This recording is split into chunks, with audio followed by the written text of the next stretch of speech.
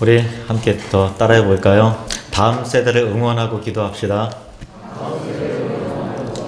예, 아멘. 이번 주 수요일부터 캠프 코리아 주최로 하는 그 캠프에 우리 세마 청소년이 수련회를 가는데요. 수요일부터 금요일까지입니다. 위에서 응원해 주시고 기도해 주시기를 부탁을 드리고요. 그리고 여러분 기도해 주시고 또 협력해 주셔서 말레이시아 단기 선교팀이 무사히 잘 다녀왔습니다. 그래서 오늘 저녁에 그 받은 은혜와 현장의 그 생생함을 뜨거운 마음으로 보고를 하려고 합니다. 함께 저녁 예배 오셔서 선교 그 현장을 간접적으로나마 체험하시고 함께 기뻐하셨으면 좋겠고요. 하나님 말씀을 보시겠습니다. 야고보서 1장 19절에서 21절입니다.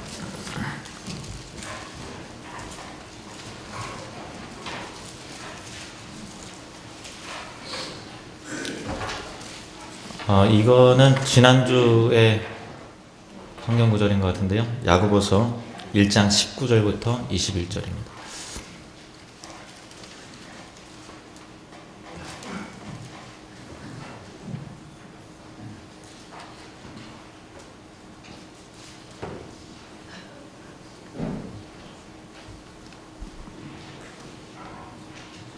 네, 야고보서 1장 19절에서 21절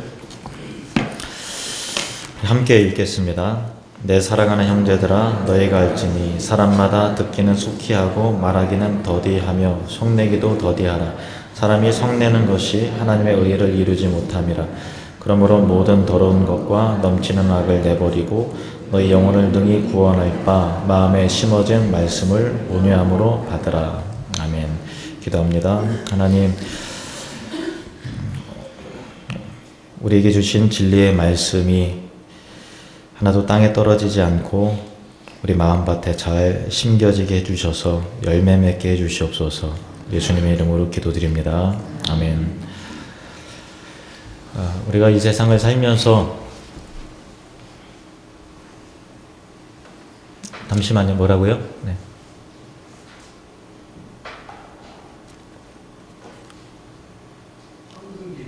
네? 헌금 기도는 항상 전에 하잖아요. 요즘에. 헌금을 안 냈다고요? 영상 보시면서 헌금 기도요? 헌금 기도는 예배 형식이 새로 바뀌면서 헌금 드리기 전에 하는 걸로 바꿨거든요. 그죠? 예, 제가 맞죠? 네. 헌금 기도 했습니다. 뒤에서 안 했다고 사인이 와서, 예. 저 얼굴 좀 빨개졌나요? 당황해서. 다시 읽을까요? 왜냐하면 이게 영상 촬영이 되는데 이게 또 편집하려면 좀 그러니까, 예, 다시 하겠습니다. 하나님 말씀은 야고보서 1장 19절에서 21절 말씀입니다. 우리 함께 봉독하겠습니다.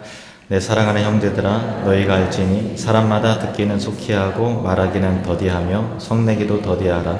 사람이 성내는 것이 하나님의 의를 이루지 못함이라. 그러므로 모든 더러운 것과 넘치는 악을 내버리고 너희 영혼을 능히 구원할 바 마음에 심어진 말씀을 온유함으로 받으라. 아멘. 우리가 살다 보면 다투게 되는 일들이 늘 생겨요. 정치 문제로 인해서 각 정당 간의 어떤 분쟁과 다툼, 그리고 나라와 나라 간의 어떤 전쟁과 관련된 일들, 그리고 사람과 사람 사이에서 운전하다가 보면 또 서로 다투기도 하고, 부부 간에도 그렇고요. 어떤 조직 내에서도 마찬가지입니다. 교회에서도 그렇고, 또 직장, 사회, 모든 문제에 있어서 다툼과 분쟁의 문제를 우리가 피할 수가 없어요. 왜 다툼이 생길까요? 우리 사람이 윤리적인 존재이기 때문에 그래요. 좀 아이러니하죠. 도덕적이고 윤리적인 존재이기 때문에 다툼이 생기는 거예요. 물론 이제 윤리적이고 도덕적이지 않아도 먹을 것 하나를 두고서 으르렁거리면서 짐승처럼 싸울 수는 있습니다만은 그런 싸움 말고, 짐승과 같은 싸움 말고 그냥 일반적인 어떤 분쟁과 또 그런 모든 것들은 이것이 옳다라고 하는 기준이 있어서 싸우는 거거든요. 이것은 옳은 것인데 너는 그렇게 하지 못했다. 무슨 소리냐? 이 상황에서는 이게 옳지. 왜 당신 말이 옳다고 하느냐? 그러니까 옳다 그르다라고 하는 도덕적 가치가 우리에게 있기 때문에, 근데 문제는 그 기준이 서로 좀 다르기 때문에 이 사람이 생각하는, 이쪽 측면이 생각하는 윤리적이고 도덕적인 옳음의 기준과 저쪽에서 생각하는 그 옳음과 그름의 기준에 약간의 미미한 차이가 있기 때문에 충돌이 일어나는 그런 것이거든요. 우리 야고보서를 살펴보면서 죄에 대해서, 타락에 대해서 또 근원적인 부분들을 함께 좀 살펴보기 위해서 창세기를 거론하고 있습니다만은, 다시 오늘도 창세기를 한번 보면요, 하나님께서 우리 인간에게 굉장히 좋은 선물을 주셨는데, 선악과죠.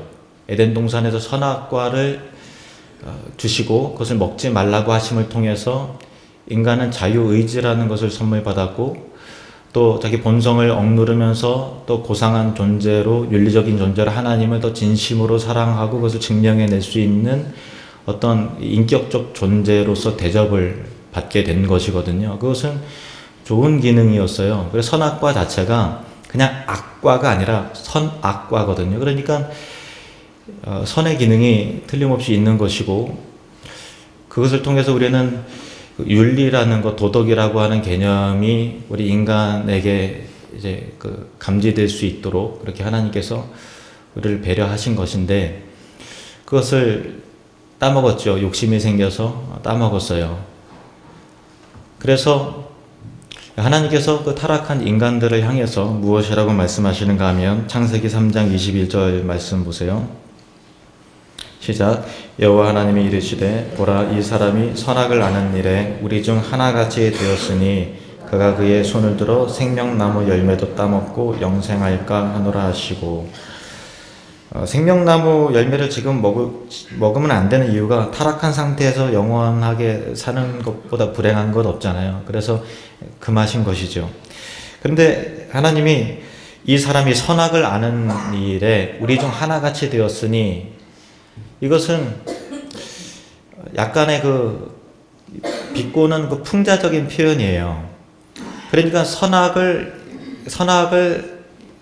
통해서 선악을 분별하고 알지만 타락했기 때문에 선과 악을 지켜낼 만한 힘도 없을 뿐더러 스스로 선악을 분별하고 판단할 수 있는 위치에 올라와 있다고 인간들이 그렇게 생각을 한다는 얘기죠. 선악을 온전하게 알고 분별하실 수 있는 분은 하나님 한 분밖에 계시지 않는데, 인간이 하나님처럼 내려다다 보니까 윤리적인 도덕적인 면도 있지만, 그러나 그 윤리적이고 도덕적인 것을, 모든 것을 다 가늠해 알 수 있고 판단하고 결정할 수 있다는 그 지휘권마저 있다라고 스스로 생각하는, 선악을 아는 존재가 된 거죠. 그러니까 이것은 실제로 그렇다는 것이 아니라 그런 존재로 되었다라고 여기는 인간의 어떤 상태를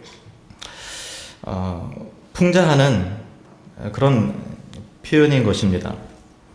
그래서 인간이 타락하고 나서 의롭지 않은 상태에서 자기의 기준으로, 각각 자기의 기준에서 선악을 판단하니까 그 기준이 서로 달라요. 그러니까 당연히 이것이 옳지, 아니 이것이 옳지, 그런 상황에서는 왜 당신 말만 주장을 하나, 이렇게 할 수밖에 없는데 아니지 하면서 이렇게 잠깐만 대립이 되다가 더 심화가 되면 또 어떤 더 심한 갈등이 생기게 되는 것이죠.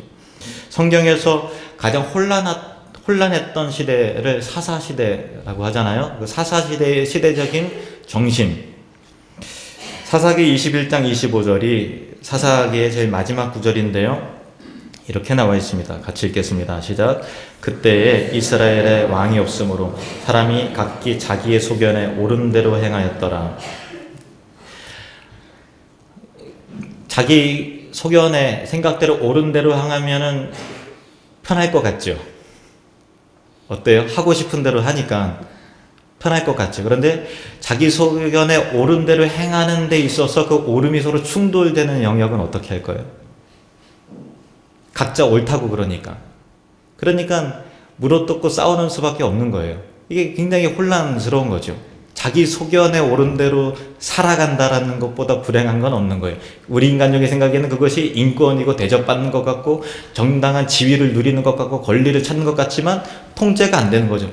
각자 기준이 다 다르니까 다툼과 분쟁이 생겨나게 되는 것이죠. 그러나 스스로는 윤리적이라고 도덕적이라고 생각하죠. 타락한 이후에 인간이 어떻게 변했는가 보십시오. 창세기 4장에 보시면 아담의 아들, 첫아들 가인, 그리고 둘째 아벨이 나오는데 3절부터 5절까지 보시면 세월이 지난 후에 가인은 땅의 소산으로 제물을 삼아 여호와께 드렸고 아벨은 자기도 양의 첫 새끼와 그 기름으로 드렸더니 여호와께서 아벨과 그의 제물은 받으셨으나 가인과 그의 제물은 받지 아니하신지라. 가인이 몹시 분하여 안색이 변하니. 가인 입장에서는 열받았다 그거예요. 그리고 선악을 안다고 생각하니까 이것은 부당해, 하나님 불공평해, 이렇게 생각을 한 거죠. 그러니까 이 분노하는 것이 근원적인 것은 그 의로움이라는 것이 들어와 있는 거예요.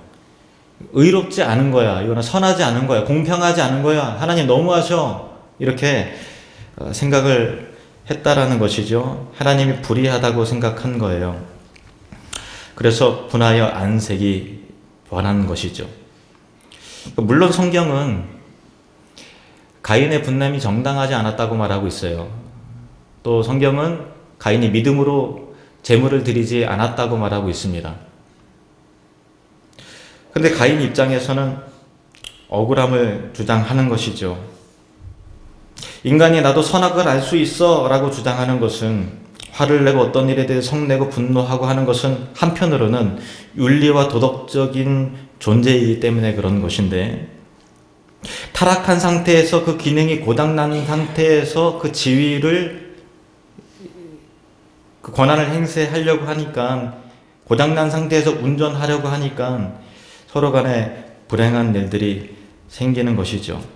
모르면서 다 안다고 생각하기 때문이며, 그 선악을 아는 지위가 가정에서도 충돌하고, 부부간에서도 충돌하고, 직장 사회 속에서도 충돌하고, 사회 속에서도 충돌하고, 나라와 나라 간에서도 충돌하게 되는 것이죠. 그래서 인간은 불행해진 것입니다.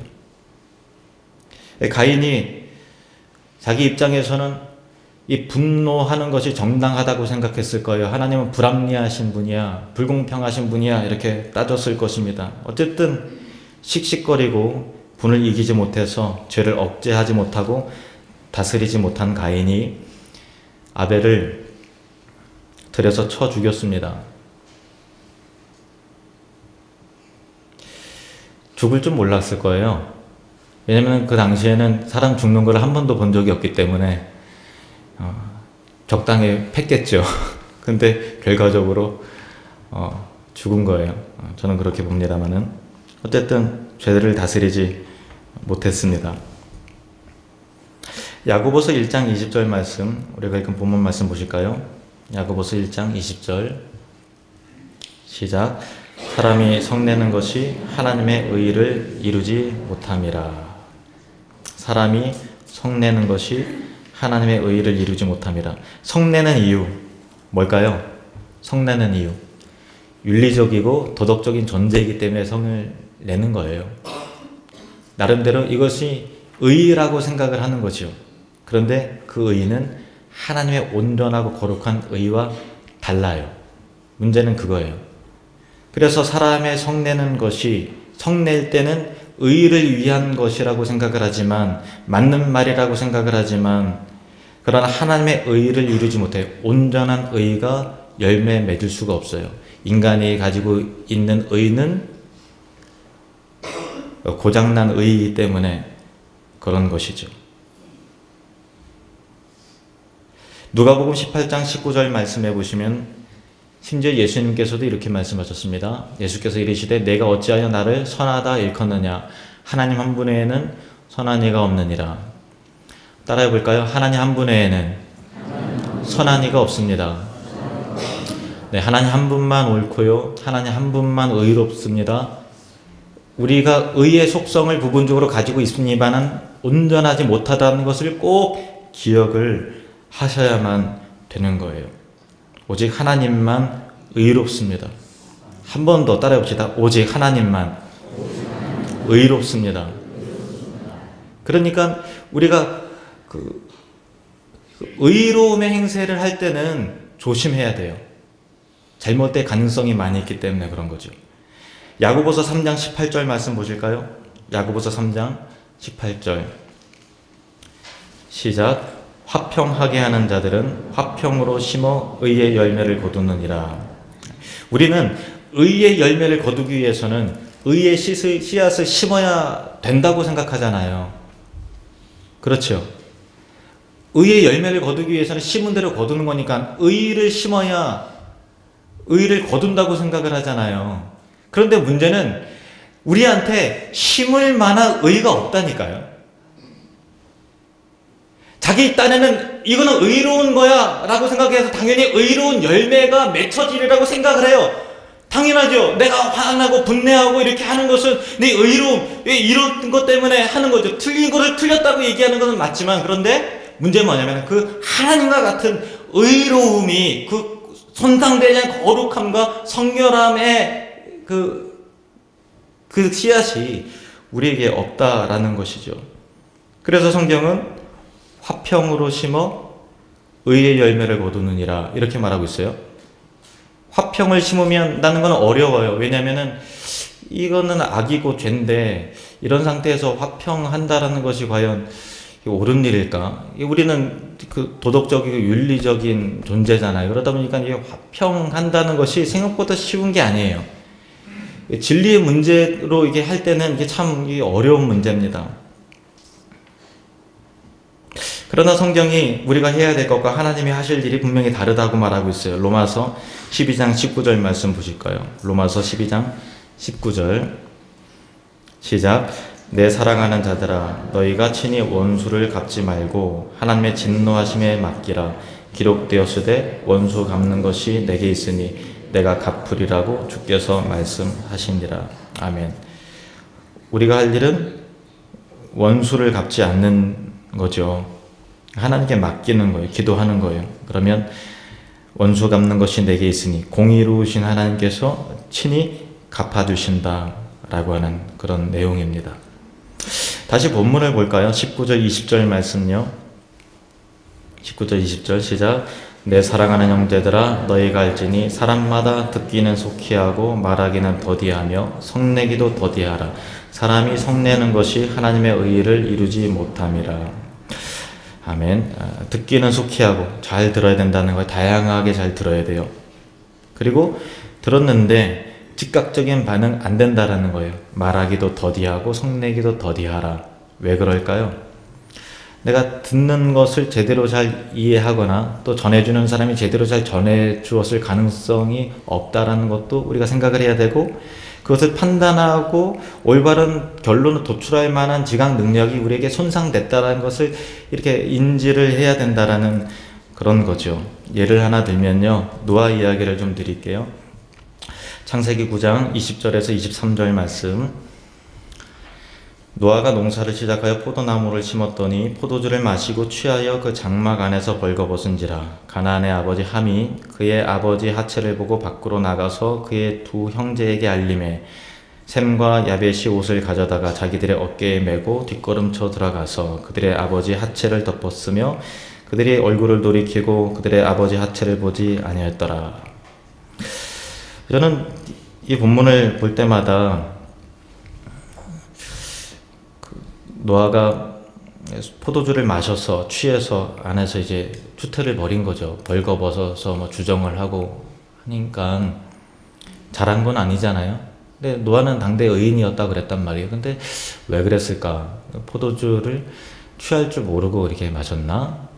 어쨌든 왜 마셨다라고 하는 부분에 대해서는 잘 나와 있지 않고, 정황 자체는 노아가 잘한 게 없는 그런 상황이죠. 그래서 아들 함이라고 하는 기자 양반이 그 사진을 딱 찍었어요. 아버지가 이렇게 술 취해서 코가 빨갛고 이렇게 주택하는 것을 이제 동영상으로 찍었든지 아니면 사진을 찍어서 형제들한테 아버지가 이런 사람이라고 이렇게 보여줬어요. 여러분이 그 형제들이라면은 그 사진 보고서 어떻게 생각할 것 같으세요? 가까운 예를 들어볼까요? 제가 이제 뻘거벗고 술 취해갖고 머리 엉클어져고 침 막 흘리고 술 주정하는 거를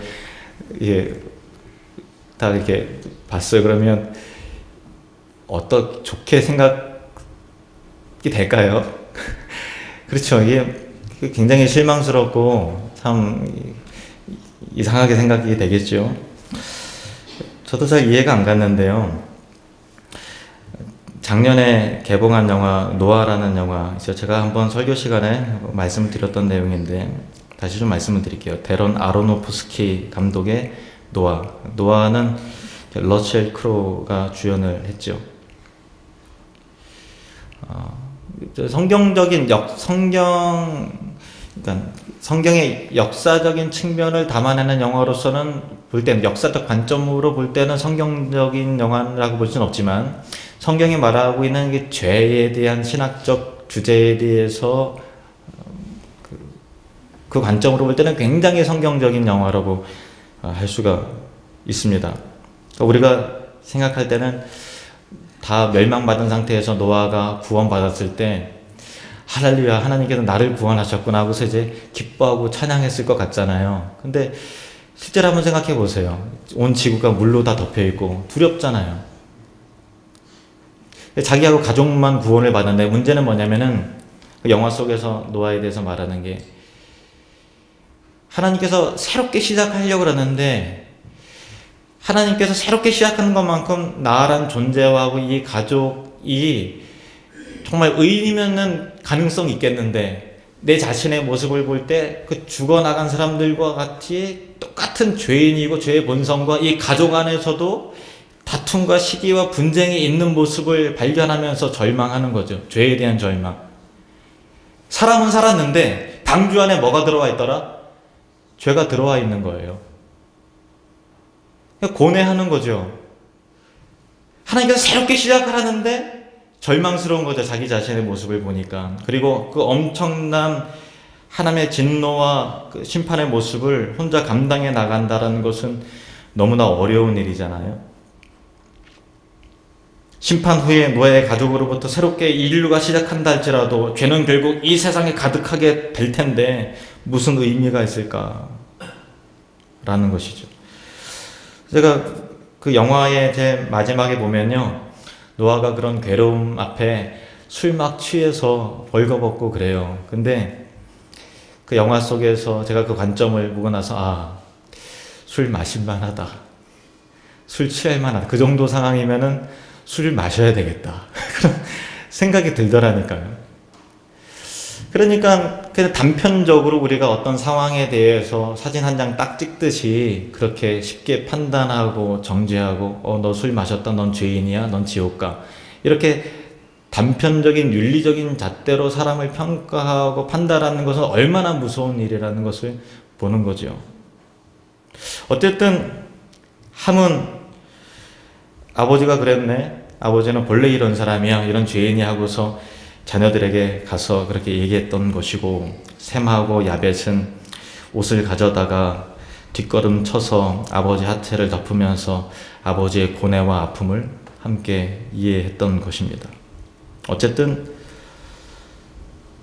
그 태도로 인해서 함과 또 셈, 야벳의 그 인생 그리고 후손들이 달라졌죠.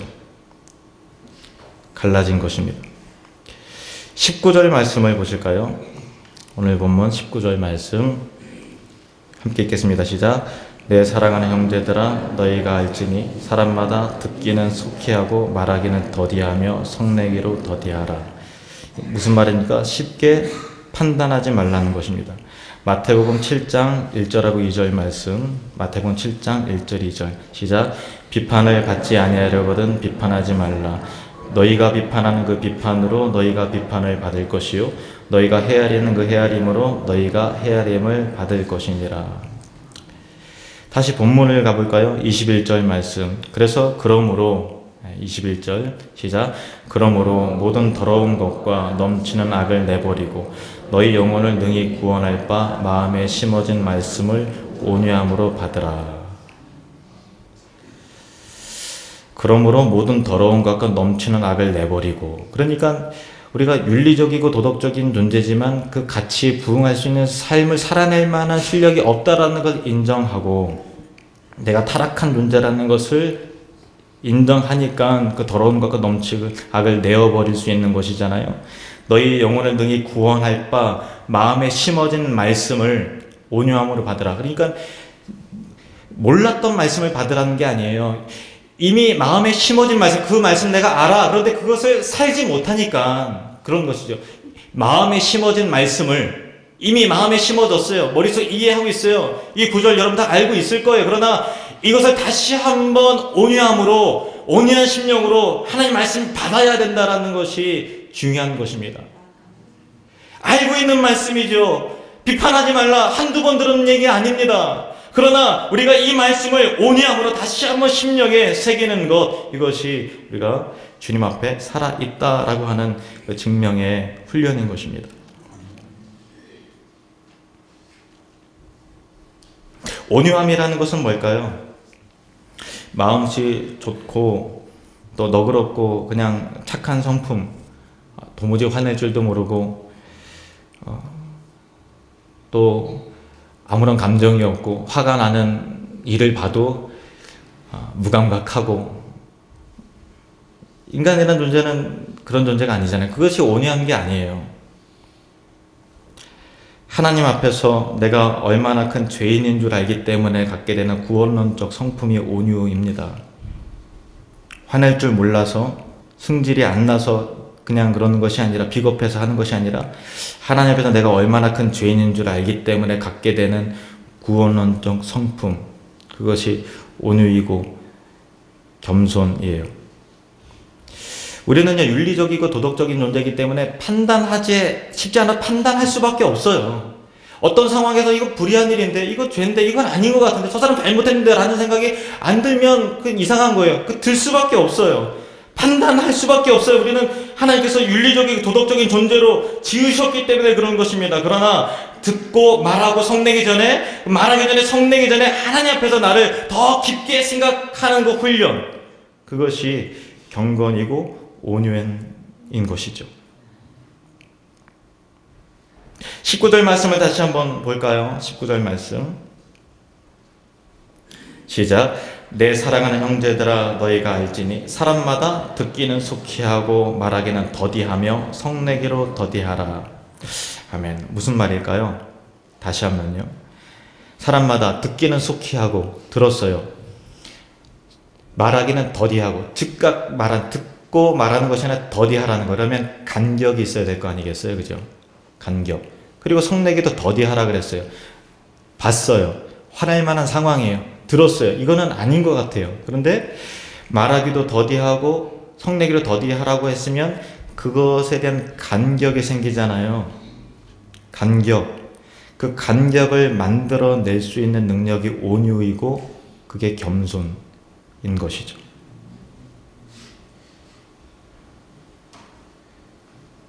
내가 그 사람에 대해서, 그 상황에 대해서 충분히 이해할 만한 지각이 부족하다는 것을 알고, 나 또한 옳고 그름의 가치에 부응할 수 있을 만한 삶을 살아낼 능력이 부족하다는 것을, 죄인이라는 것을 인정하고, 그래서 보는 것과 그것에 대한 반응을 늦춰갈 수 있는 능력, 그 간격 안에 하나님 앞에 엎드릴 수 있는 실력, 겸손히 그 간격을 만들어낼 수 있는 능력, 그것이 온유인 것입니다.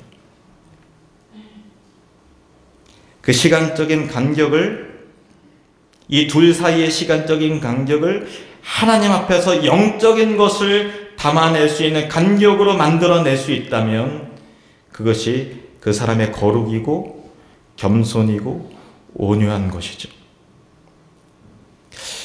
시편 37편 11절 말씀을 보실까요? 함께 읽겠습니다. 시작.